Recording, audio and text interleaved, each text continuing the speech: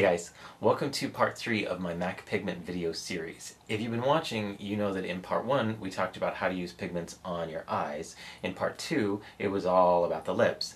And in this video, I'm going to be talking about how to use them on other parts of your face and on your body. Before we get started, I want to say I have gotten a couple emails from people asking, do these techniques only work with pigments or can I use them with my other loose type mineral products?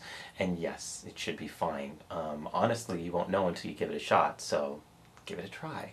It's just makeup. You're not going to mess anything up. It won't open a portal to the underverse if you get it wrong, but if you do, and Vin Diesel shows up at your door, my phone number is 3608.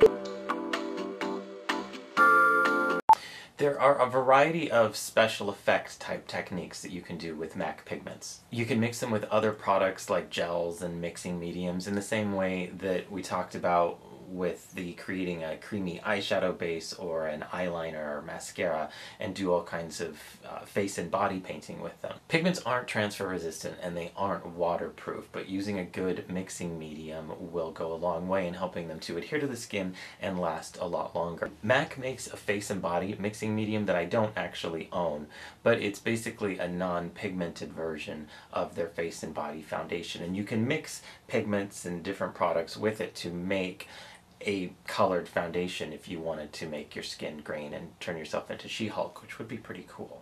You can also, though, actually mix pigments with the foundation that you already have and come up with some pretty cool colors. Now, I'm not going to spend too much time talking about using pigments in that way right now because, one, most people aren't going to be turning themselves into She-Hulk on a daily basis, even if they should. And two, there are other products that work much better if you want opaque coverage and you're going to be doing a special effect kind of thing where you're turning your whole face blue or whatever. I will say that if you are turning your skin green or blue or purple or whatever, pigments are great to use as setting powders and as highlight and contour powders. For example, if you had a green foundation on, using a chartreuse color as a highlight and a deep forest green as a contour will help the look not appear so flat, and it gives it a little bit more of a three-dimensional quality so that it just looks a little more natural as green skin can look.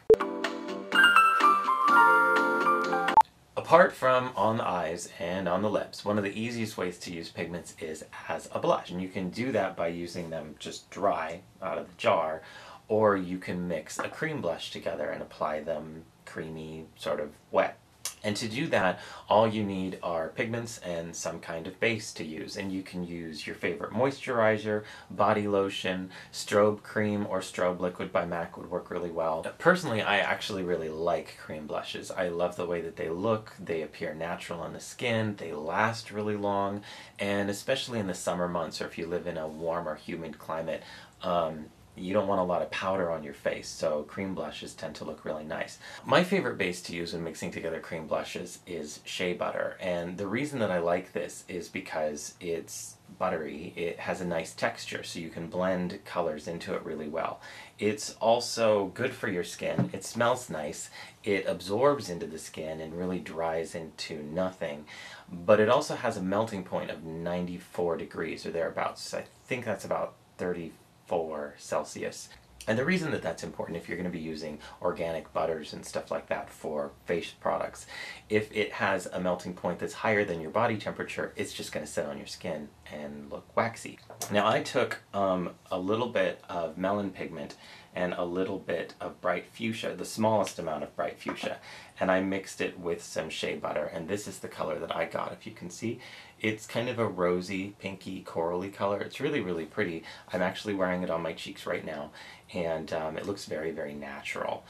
But you could use any color you want. You could do something that's more vibrant or less vibrant. And if something like shea butter is too heavy for you, because it absorbs well and it does dry into nothing, but it's kind of heavy, then like I said, any moisturizer, whatever, anything will work. Any kind of creamy anything you can put on your face, mix some pigments with it and slap it on your face, and it's blush.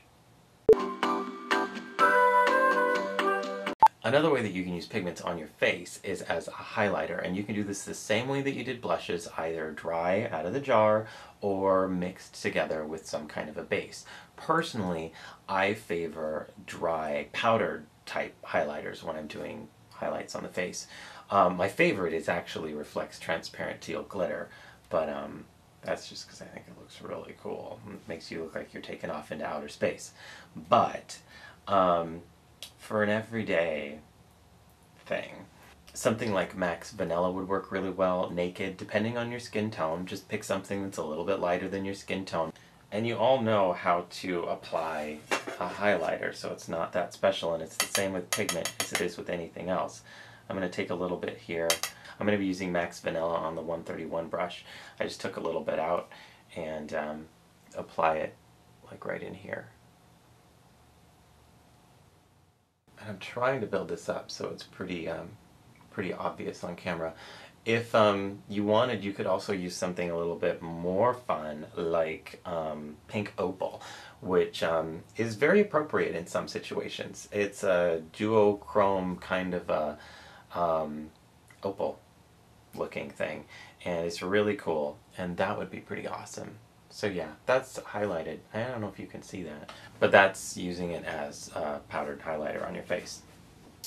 They don't really make pigments that you can use as a contour. Contour should really be matte. You don't want glitter in it because you don't want to reflect light in those areas. Glitter is going to make light bounce off of it and cause a lot of sparkle. And if you use something that's sparkly as a contour, you're drawing attention to that area when what you're trying to do is make it sort of sink back. Kind of like how Boy George draws on his chin now. Shh. But yeah. Okay, then finally, to the rest of your body. Using pigments as a product that you mix with a body lotion, body oil, bronzing oil, anything that you want to add a little bit of a sparkle to, you can use. The best ones to use for this are the ones that are really, really, really frosty. Kitschmas works really well. Rose is really pretty mixed with body oil.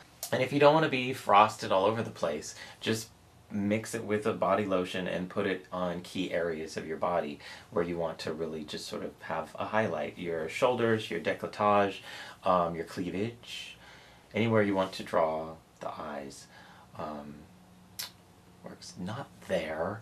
Gross. That might give you an infection too. Not sure, but I would recommend against it. Alright, that's it. I hope this was helpful, informative. There's not as much to talk about when you're talking about using pigments on your body as there is when you're talking about using them on your eyes or your lips. Part 4 is going to be hair and nails, so stay tuned for that. And that's about it. These are all common techniques that I use, though. There are other things that you can do with them, I'm sure. These are just kind of things that I do. And I'm stalling here because I'm just kind of thinking that it would be fun to show you what Reflects Transparent Teal looks like as a highlight, because it's like my favorite. This would actually be really cool if you wanted to like go clubbing and draw a lot of attention to yourself, because you do, because you're an attention whore, and that's okay, because I am too. And again, this is the 131 brush. Something smaller would honestly probably be better, because with glitter, this brush might be a little bit large. Reflects Gold is also amazingly pretty as a highlight. Yeah, I don't know. You can kind of see. It's kind of cool. It's got a lot of sparkle. I don't know if you can see a lot of the teal that's in there, but it does have a lot. It's really pretty. I like this. You look like a disco ball. It's awesome. But yeah, that's it. This is Reflects Transparent Teal as a highlight on my face. Cool. Okay. Thanks for watching. I will see you soon. Take care. Drive safe.